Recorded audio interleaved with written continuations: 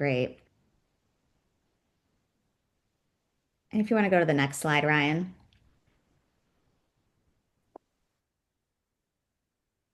So today is going to be pretty brief. We will likely not go a full hour, but wanted to make sure that we offered this opportunity so that everyone could, get an opportunity to hear the latest in terms of what's happening with the state budget and how it relates to out of school time funding, but also to learn more about the resources that we have available to help you to take action.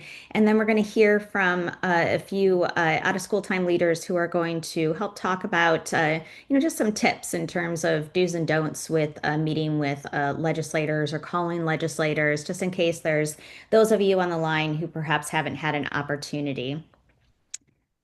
First up, we're going to have our good friend Tabitha Zimney. She's going to talk about the latest and greatest as it relates to the budget.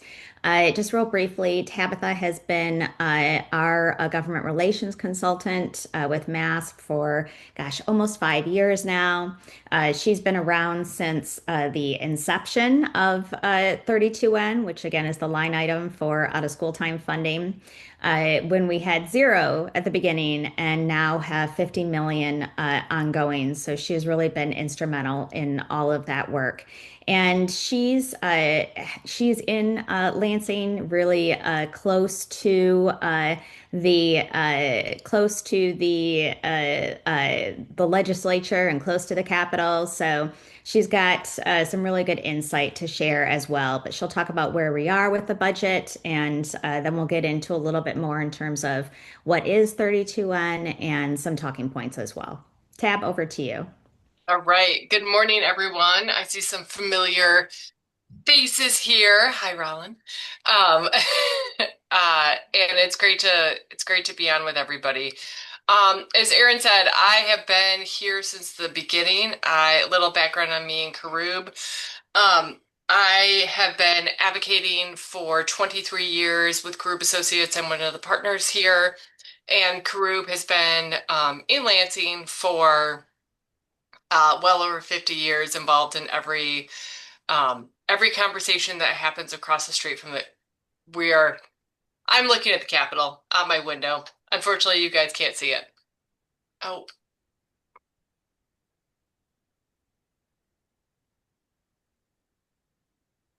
all right. Erin, I am freezing up here, so Oh I'm going no, to shut off my camera. no Um, problem. so yes, so we are involved in all of the things happen over at the Capitol, and the thing that's most important to us right now, obviously, is the K-12 budget. Um, We are 32N is the line item that funds out of school time programs, and we have taken it from 5 million to last year 57 million of competitive grants. It's a huge feat to get it that far, and we are very excited at the giant success that it has become, especially with all of the programs reaching out and letting legislators know what a success this is. Um, we are run through the wonderful newish department in the state of Michigan, MyLeap. And we are, here, let me see if I can get back on. Erin, am I freezing out? Nope, we see you. Okay, great. Um, and it is funded by K-12 dollars. So school aid dollars or fund the entire Hmm. competitive grant process. And we are looking at a really interesting K-12 budget this year. So the budget process overall has three legs. The governor proposes her budget February. This year it was the end of February. She proposed her budget, and in that proposed $50 million for out-of-school time competitive grants. Um, After that, the Senate released their K-12 budget, and that proposed $96 million with 64.5 million worth of competitive grants, and by Senator Darren Camilleri, and his team of the Senate Dems. Let me close out some other windows here. And then we just saw the K-12 budget in the House um, last week, and that is something we have not seen before. Um, the K-12 budget in the House rolled a number of categoricals, so single line items, up into one larger per pupil foundation. So this per pupil foundation allowance is targeted at $12,000 per pupil. Uh, it rolled up a number of um, line items and didn't increase several. So what the House was trying to do is to give schools a larger number and say, here you go. Please use this however is appropriate in your local area to help kids achieve and become proficient and help run your school. It's something that, has been a discussion for many, many years. Um, we have looked at that as the third leg of the stool. Now, going back, we have 50 million from the governor, 64 and a half from the Senate, and now no dedicated line item from the House. Um, this makes it very difficult to negotiate a budget because what happens in the process is now the House and Senate and the governor come to the table, um, and the governor's, I'm sorry, the state budget office comes to the table on behalf of the governor, and they negotiate the items of difference. Typically, it's the same line item or a categorical, and it's funded at a different level in each budget. This year, a little more complicated because there are non-existent line items in the House budget. So we are looking through that and trying to really bolster up all of those individuals, legislators who have 32N grantees in their districts, which is most of them, and have been outspoken advocates for out of school time, and really trying to get those folks to go to leadership and appropriations chairs to advocate on behalf of the line item. There are a couple line items that I believe will be pulled out at the end of the day. Um, right now, because it has been such a big deal to the House and they've made a big deal out of it last year, the school safety and mental health funding, 31AA or 31N. I get my 31s mixed up a few times. That line item is pulled out. And then I believe that there will be a handful of other line items pulled out of the budget to stand alone as categoricals where they were before. But I do believe that the House, and this is really from Appropriations Chair Ann Bolin and Speaker Matt Hall, that they are really trying to drive towards a larger per pupil foundation allowance. We are making the case that our categorical 32N is significantly different than those items that they're rolling up into a per pupil foundation allowance. Not all of us operate in a school building, right? We are serving the same population as the schools, and that is about where it ends. Uh, so we are using the case of when um, we're using the case of when COVID money was out there that we are having uh, there was money for schools to create out of school time programs, and they did not do that um, as much as we had hoped. Because we are completely right focused on out of school time programs, we are doing we are advocating for that as much as possible, where school has all of those other requirements they have to fulfill during the school day. Um, I think the legislature is in uh, like I said, in an interesting budget process. We are down in general fund two pots of money, right? School aid fund and then general fund. And projections have us $300 million down in general fund money. So the legislature, right, there's a number of a number of folks who are looking at what's happening at the federal level. How does that affect our general fund budget? Looking at the school aid budget, what's happening at the general or at the federal level, and what are the requirements they're going to have to fulfill. And so it's a really interesting and complicated process when it comes to these negotiations.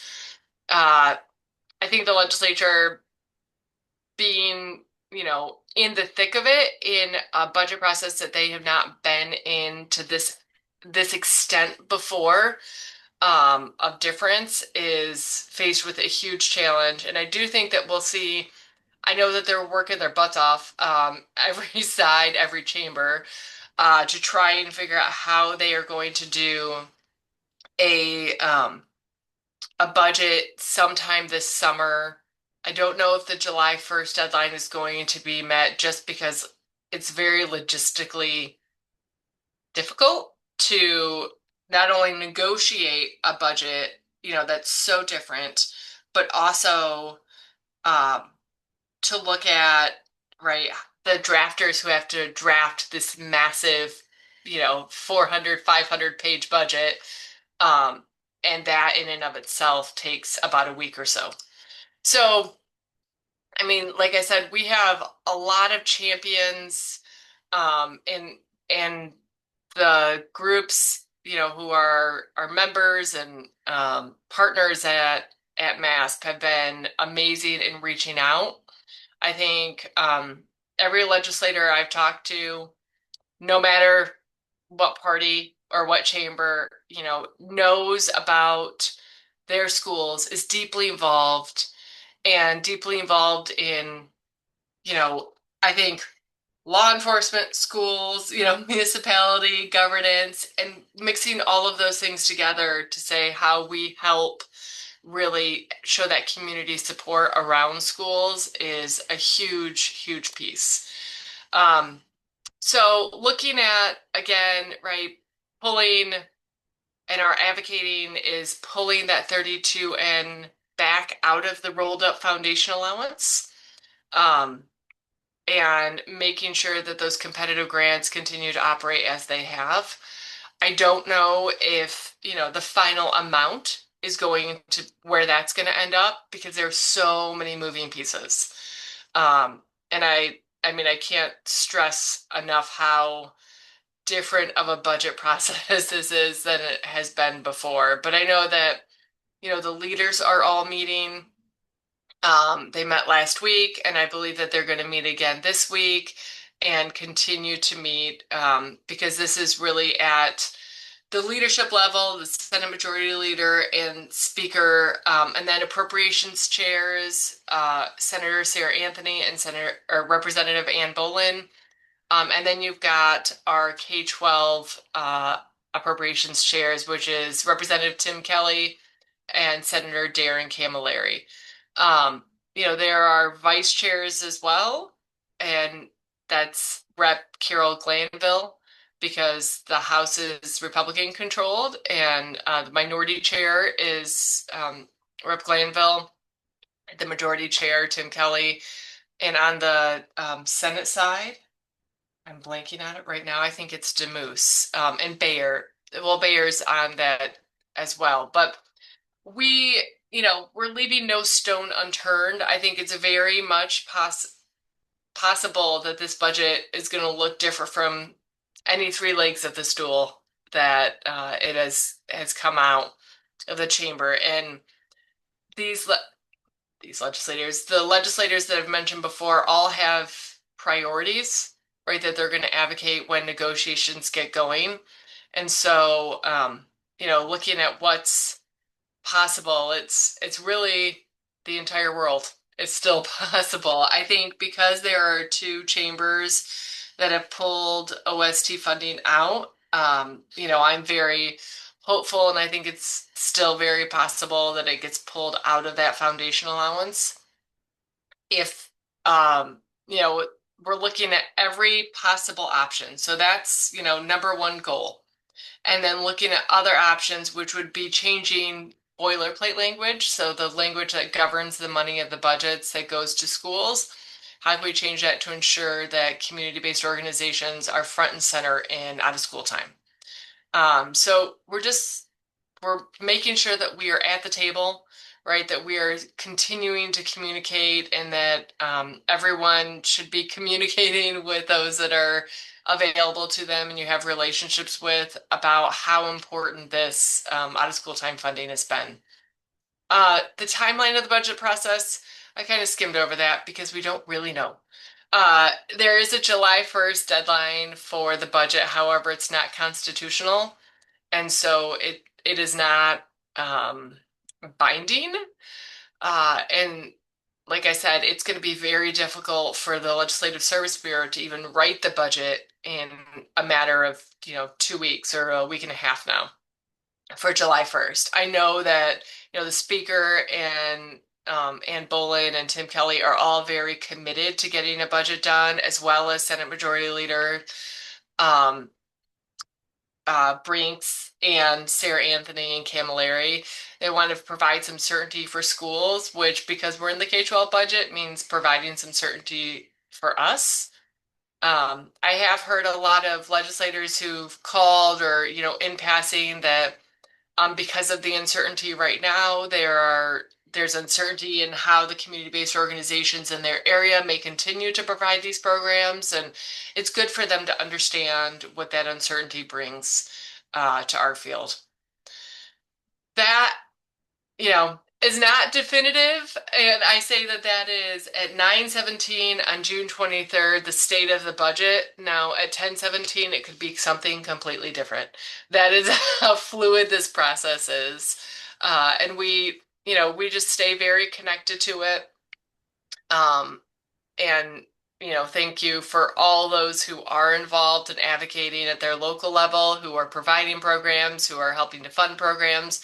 It's really important to have that grassroots connection with all the legislative offices because it's good for them to hear what's going on in the communities. Thanks, Tab. Really appreciate that. And so, just really quickly in summary, as Tab said, the House and the Senate and the governor are all going to come together and negotiate what this looks like. And so, we want to make sure that we are connecting with all three of the legs to make sure that everyone understands in terms of how important out of school time is, and particularly how important dedicated funding is for out of school time. And it's been really successful the last couple of years. Ryan, can you go to the next slide? So I think that a lot of you on the call are actually 32N grantees, but if you're not, just a little bit of an update or a little bit of a briefing on this. Out of school time dollars in the state budget has been around since 2021. It started as COVID relief dollars, and then a couple of years ago switched to actually state dollars. Since the beginning, however, it has been a competitive grant process. And always the majority of the funds have been intended to go to community-based organizations. Funding has increased since the beginning from zero to, as Tab mentioned, 57 million last year. That, however, did specifically say in the budget 50 million ongoing. The purpose has always been to increase access to quality, affordable out of school time programs. So before, after, and summer, particularly to make sure that these funds get to under-resourced areas. And then, of course, that it supports kindergarten through 12th grade for programming. And then the funds, as I mentioned, at least 60% has been intended to go to community-based organizations like nonprofits, like independent organizations, churches, groups that are really community focused. However, funding does also go to local municipalities, institutions of higher education, and intermediary school districts. As Tabitha mentioned, the funding does go through the Michigan Department of Lifelong Education Advancement and Potential.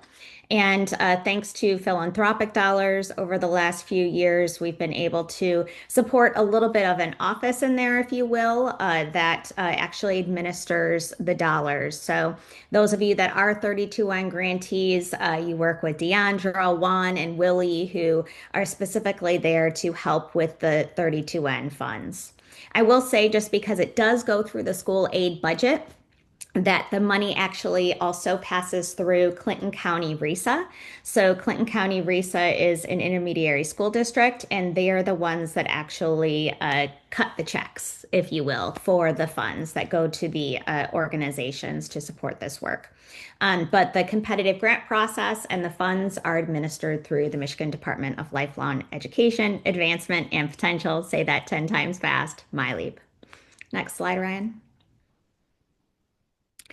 As we mentioned, this really has been a very successful funding line item in the state. We're seeing it provide, safe, engaging, supportive learning time for at least 56,000 youth a year. This year alone, it's supporting 733 sites across the state. It really does. The way that the funding is designed and the way that it is in the boilerplate for the budget, it really allows for it to be quite flexible and that communities can develop it. Community programs can develop their out of school time programs based off of the needs of the youth in their community, the families in their community, and really, again, does become this really workforce lifeline for families. We know that, particularly for youth that are of the younger age, our elementary school youth, particularly, we know a lot of times, by going to after school programs, by going to summer programs, it is providing essential, as we like to call school age care for those youth that then parents are able to work. And of course, we know that we have decades of research that shows how critical out of school time is to youth and to communities and to families. We know that out of school time helps to improve math and science reading scores. We also know that it helps with leadership skills and the well being, the physical as well as mental of the youth. And we even know that kids who regularly participate in out of school time programs are more likely to attend school. So it helps to address chronic absenteeism. A lot of times when we talk about out of school time, particularly with the legislature and with the governor's office, we talk about how really out of school time is a part of a solution for many of the challenges that the state is facing right now. One being childcare. We know that we have a childcare shortage, but we also know that by providing these services, this is helping to address that, particularly for school age youth.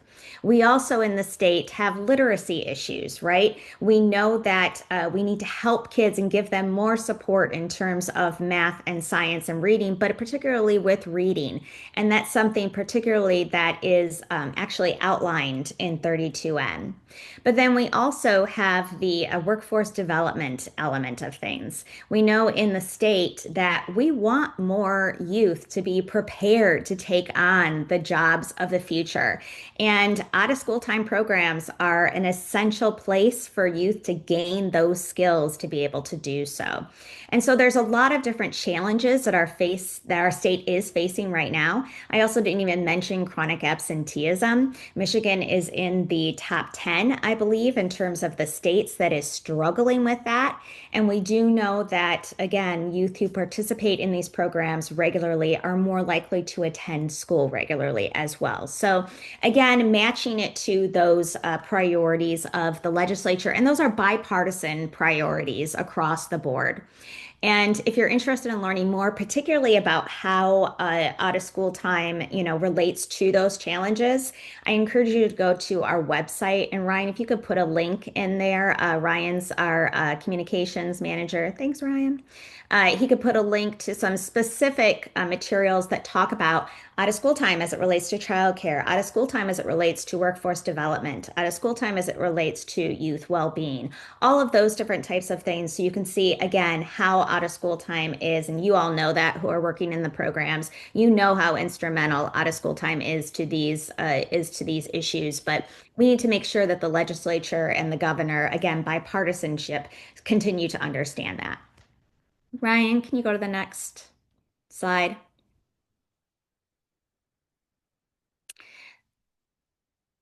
Oh, there we go. We have a slight delay there. So key talking points, and again, Ryan's going to put, or Meg will help me out, and we'll put a link in there that will lead you to this. We have developed a page on our website that, again, very specifically outlines this issue. We don't get into really where things are from a timing perspective with the budget, just because, as Tabitha mentioned, it is changing consistently. But we wanted to lay out the issues and then also provide some talking points for you and background as well. And really also provide the contact information for I'm saying let's talk to all of our legislators. Let's make sure the governor's office, really continues to understand the importance of this issue. So yes, our House members, but also getting out to your Senate members as well as to the governor's office so that as they're going into these final negotiations, they are again seeing truly the importance of this issue and understanding how critical it is that 32N be its own dedicated line item. So you'll see in the key talking points that are on the website, and there's more obviously to this that gets into it, but we always want to make sure when we're talking with policymakers that we're centering youth. I think that's something that we're really good about as MASP as our big tent. There's lots of different types of programs or organizations that are providing out of school time, but making sure youth thrive is always our North Star. So we always want to make sure that we are talking about this from the youth perspective, that we are talking about that what we want to do is increase access for youth to these programs because we have the decades of evidence-based research about the positive impacts, whether it's academics, whether it is social, whether it's absenteeism, whether it's workforce development, all of those different types of things. We do know that 32N also, it is very specific. It's in terms of it's its own line item, again, within the school aid budget that is administered by the Michigan Department of Lifelong Education Advancement and Potential, and it very specifically supports out of school time. The purpose again is to increase youth access to these quality programs and particularly to be able to make sure that these funds get to under-resourced communities.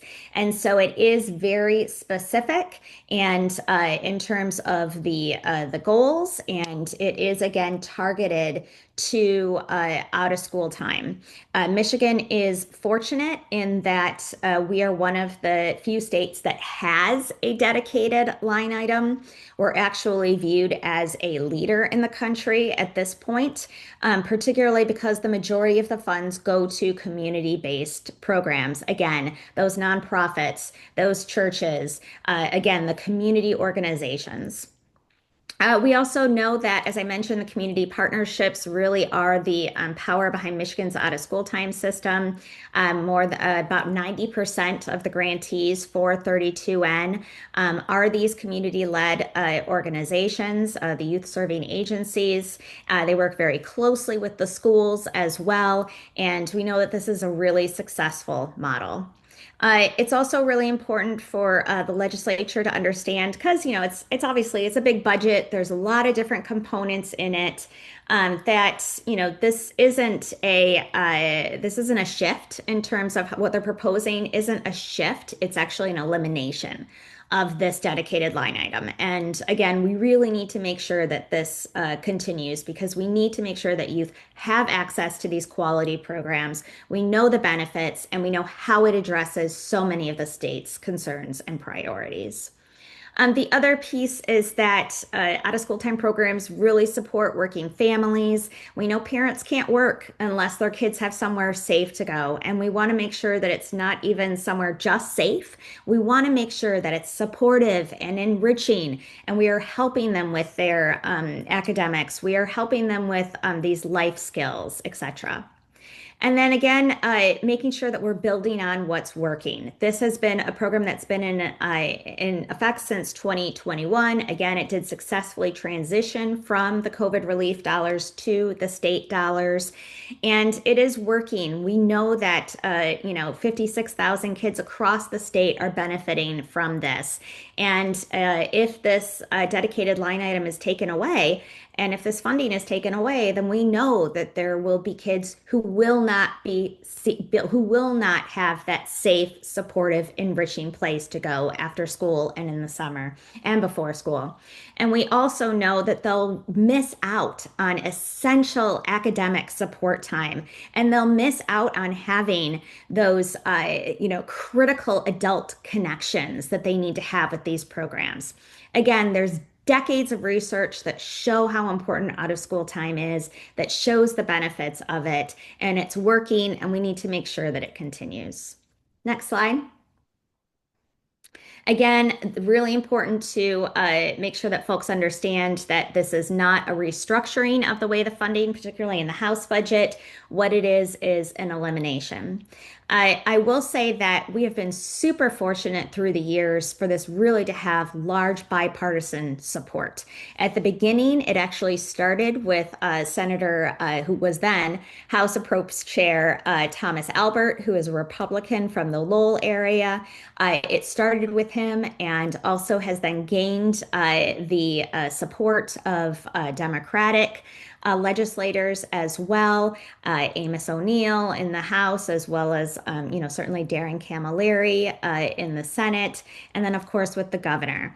And so we really have across the years seen this as such a bipartisan element. And, it's really good example of how bipartisanship can really work to help Michigan youth and families. Next slide, Ryan. So we really need your voice. We need you to contact your legislators and again, the governor today. If you go to our website, you've got the link on the chat. Maybe we can stick it in there again, my MASP friends. And you can go ahead and you can see the key talking points. Please call. Email's great, but calling is really essential. If you have a legislator's cell phone, feel free to call them there. Don't get me in trouble. But all of those types of things, not only sharing, yes, again, we need to make sure that we keep the out of school time dollars in the state budget. It's its own dedicated line item. But, talk about why out of school time is so important to your community. You all are the experts. You know best about what this does and the impact that it has on the youth in your community and how they are thriving because of it. Please share that. Please also share what will happen if the funds go away. Knowing again that most likely, and I've heard from many of you, that programs will shut down. There will not be the ability to provide these services without the funding. Use our toolkit. Again, there's tons of resources in there, the contact information, etc. And then I know most of you on this call are actually out of school time leaders, out of school time practitioners, but please help us encourage families, youth, and other partners that you might have. Board members are great in terms of helping to get the word out as well. Please have them contact their legislators. Again, the toolkit that we have on the website has some suggestions for youth as well. I believe it's a fillable form for youth who are older, but also some coloring sheets and whatnot. Again, it's just really important that we in a very respectful way, but continue to talk about how important this funding has been for the youth in our communities and how it needs to stay as its own out of school time fund. So all of that information is on our website. You can go to the next slide, Ryan. Any questions before I turn it over? We're going to have a couple of out of school time friends, Nicole Liggins with Guided Grace in Saginaw, and then Adrian in Kalamazoo, who's going to talk about some tips again, since they've done meetings and they've done calls and they've written to legislators, giving you a little bit of their insider tips. But any questions? Hey Erin, it's Amanda from the Y in Monroe. Thank Amanda. you for putting this on. Quick question regarding advocacy. Is it beneficial for us to tell our story via social media as well? And if so, are there particular hashtags we should be using or anyone in particular we should be tagging? Yeah, absolutely. Thank you so much for that. Yes, we would love to have social media. You can tell I'm old, right? But we definitely, whatever formats you have, please talk about that there. And then I know we've had some social media posts that you can easily forward, but would love for you to put your, spin on it as well. And then Ryan is our communications manager. They'll make sure that there's the hashtags, and Ryan, maybe you can put it in the chat box as well, so that we can, I think, frankly, after school works, or out of school time works, is always a good hashtag, but we'll make sure that we get that in there. Thanks, Amanda, for that question. That was great, and appreciate your advocacy on this. Any other questions?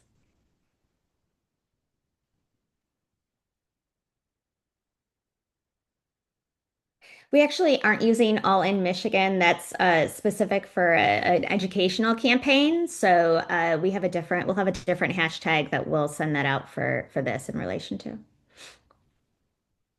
Alrighty, I am going to turn it over to Nicole. Are you there, my friend? I am here.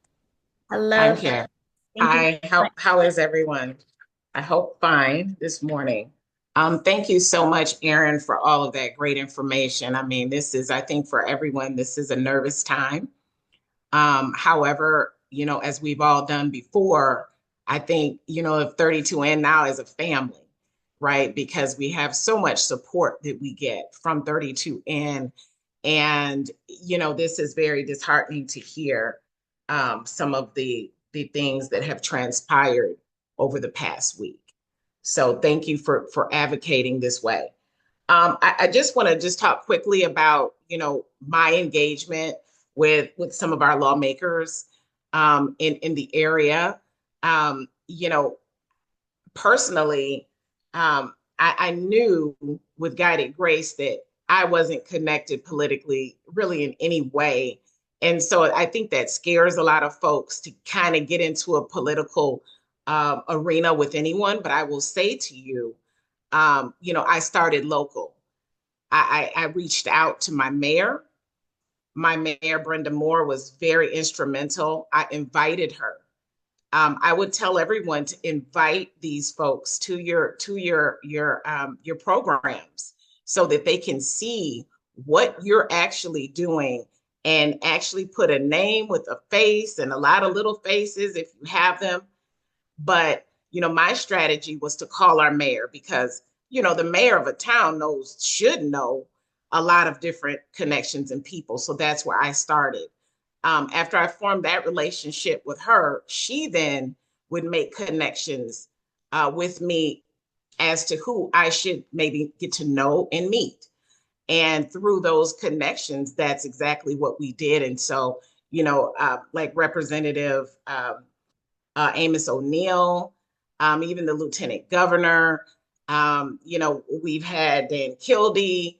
It's just been so many different people who have stopped by to Guided Grace at the hand of our mayor and that third party that I initiated to actually try to help bring the awareness as to who Guided Grace even was, right?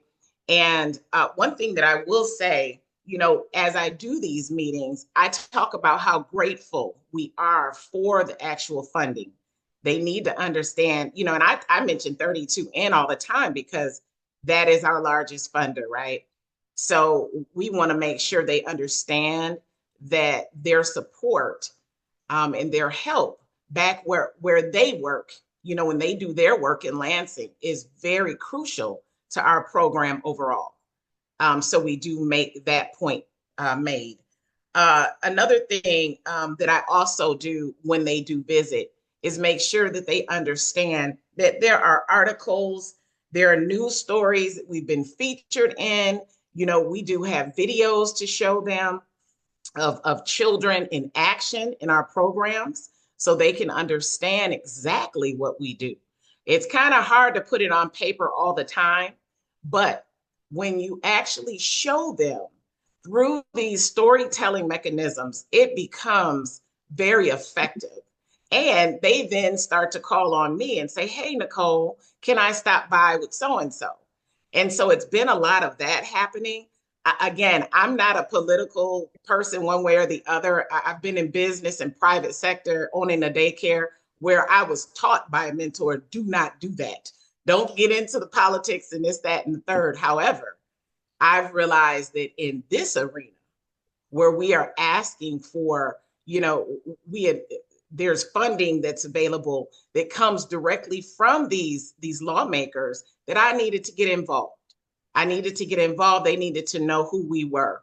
And so, you know, I know some of you might be coming from a private sector and moving into, you know, have had moved into the nonprofit area and sector. But that's the biggest difference for me. I had to get comfortable with meeting with these people.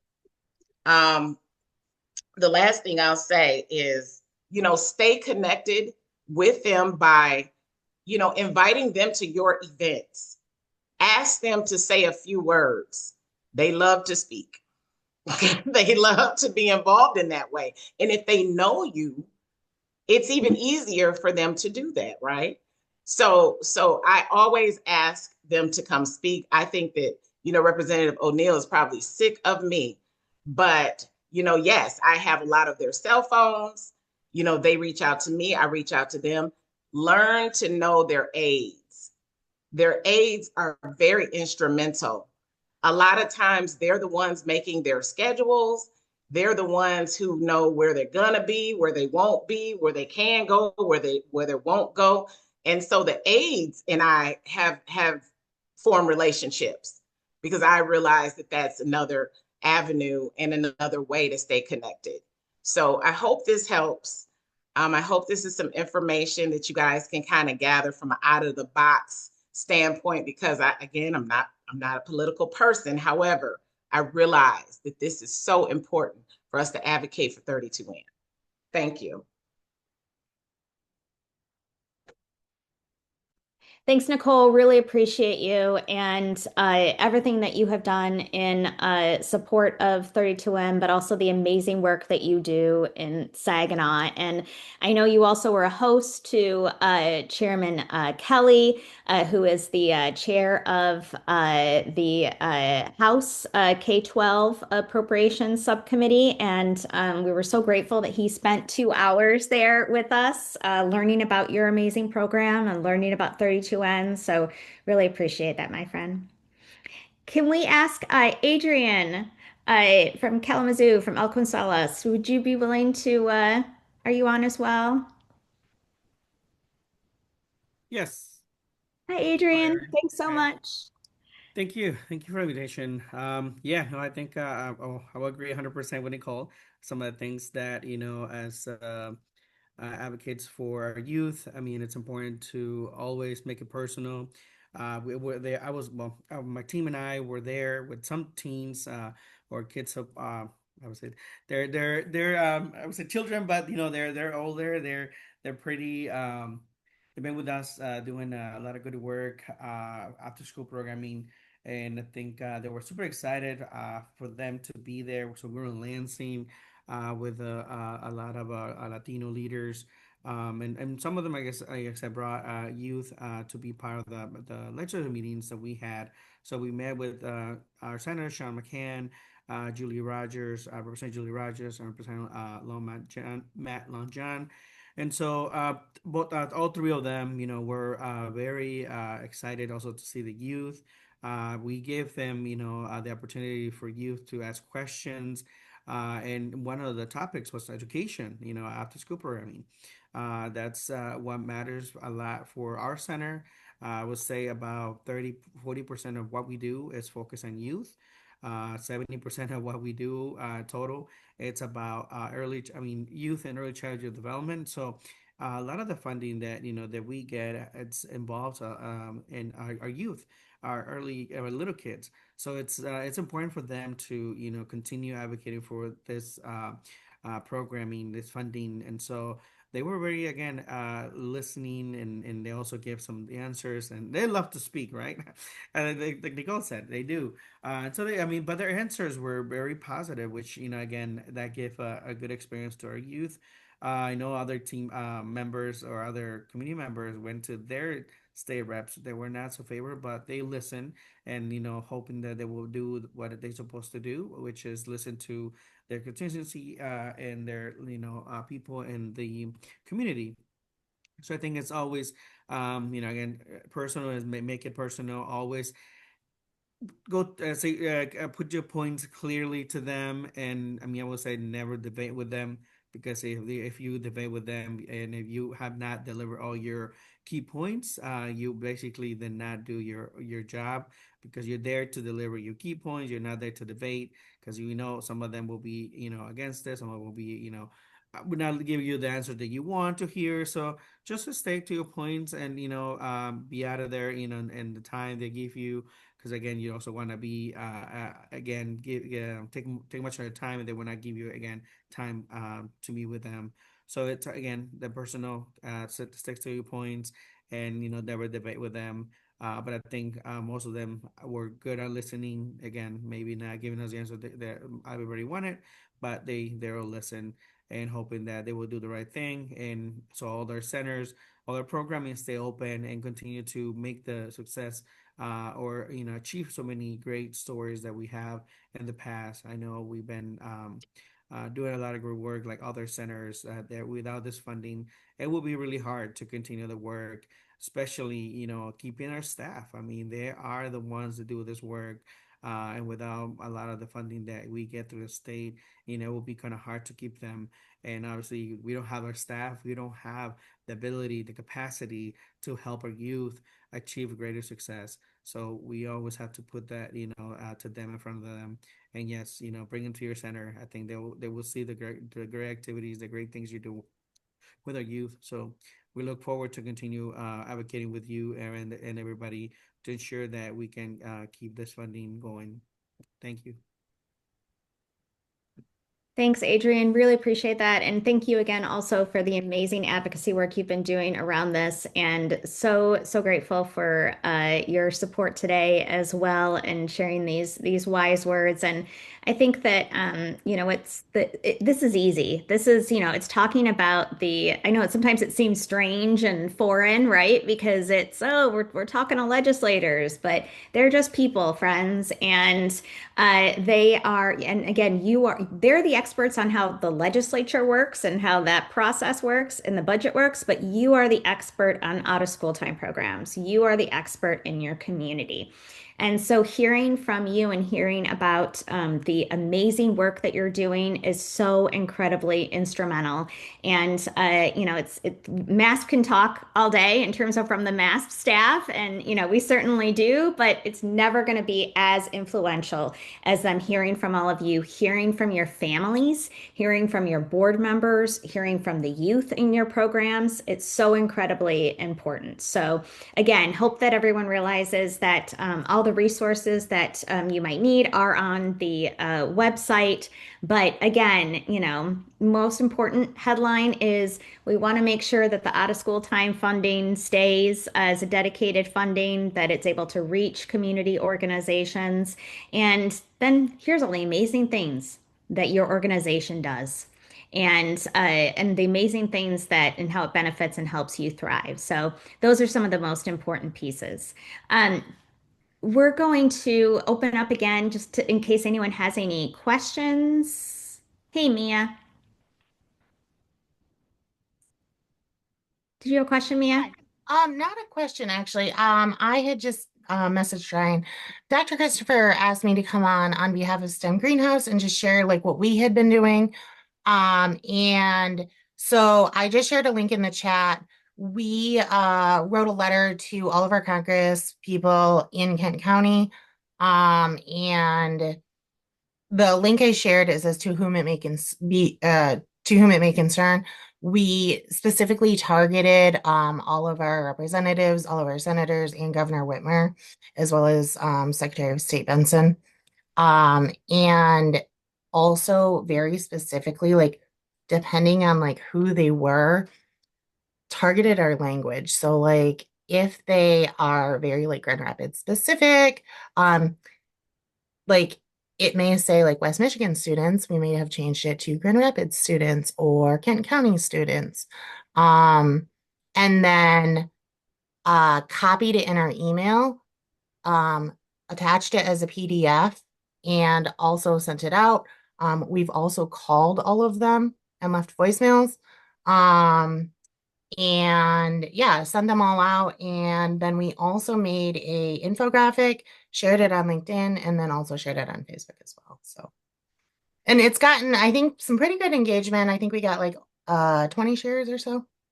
That's awesome. Thank you so much, Mia. And is the infographic in the Google link that you shared too? No, I can share that as well. We would love to have that. Thank you so much. And please thank Dr. Christopher as well. Really appreciate you all. Absolutely. Anyone else want to share anything or any of your resources or again, any questions? This is Greg McKenzie with Alkebulan Village. We are a 32N awardee. And so just interested in making sure that we properly advocate for us and the continuation of these fundings. My thought process, based on hearing one of the speakers, we have a good relationship with Council 3 District Scott Benson here in the city of Detroit. So my first stop is going to be to reach out to him and then ask for who he thinks we should communicate with, engage his team, and then start to send out letters and other types of communications to alert people about the importance of this program and the implications of canceling it. So I just wanted to share that thought and see if there were some form letters, some standard language that you all had that we might include that would hit the right spots, if you will. Absolutely. Thank you so much for doing that. And yes, Ryan, can you put the link on the website for here? There's messaging points, sample email, and whatnot for you to utilize. And then, as Meg just said, the PowerPoint and the recording will be emailed right after this, after the presentation. Thank you. Well, thank you. Aaron, I had one more thing that I would just like to briefly say. I think when engaging with in person, I always mention the economic impact that 32N has had on our community because of the amount of jobs that we're able to actually offer. That is something that really hits home all the time. That I mentioned that to a lot of different lawmakers that I've come across. So let's not forget, we are doing work with the kids, but we're also supporting our communities. 32N does a lot with giving us the ability to offer jobs and positions that we would not, maybe would not have had the opportunity to offer. So it stimulates the economy. And so that's something that I don't think we should leave out. I love that. That's great, Nicole. And we'll make sure that if that's not in the talking points, let's make sure that's added to that, Ryan. I think that's really, really important.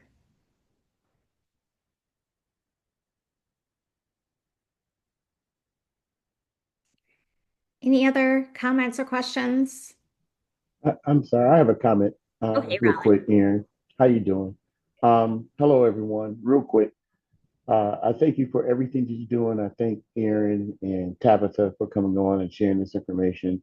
Nicole and Adrian has some very, very valid points that you can utilize. I would just add, and I've heard them say it, be data ready. It's easy to share the work that you're doing because your work is phenomenal. Don't be afraid to share and tell them everything, but be data ready. They're going to ask. Trust me, they're going to ask. So just be data ready. You don't have to make anything up. Just tell them what you do and why you do it. And that's the story. Thank you again for everything that you all do.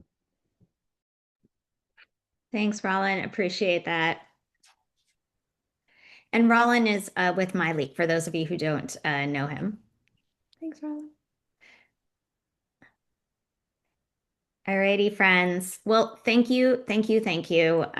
Thank you for everything that you are doing on a day-to-day basis for helping youth and families thrive. But then thank you for being a part of this greater movement for out of school time and being a part of this greater effort.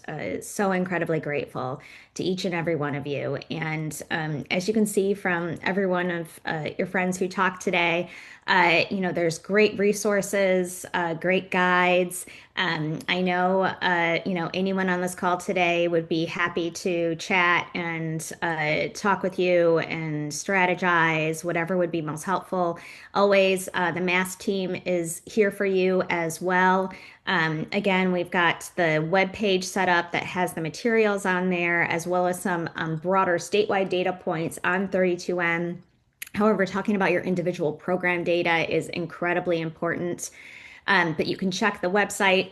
Please, after leaving here today, if you haven't already, please call, please write, please invite your legislators to your, oh, thanks, Nicole, to your center. But then also, please think about how you can share this on social media, share it with local media. We have our communications team that's been working to get this story out as well, but it's incredibly helpful to hear it from the local folks as well.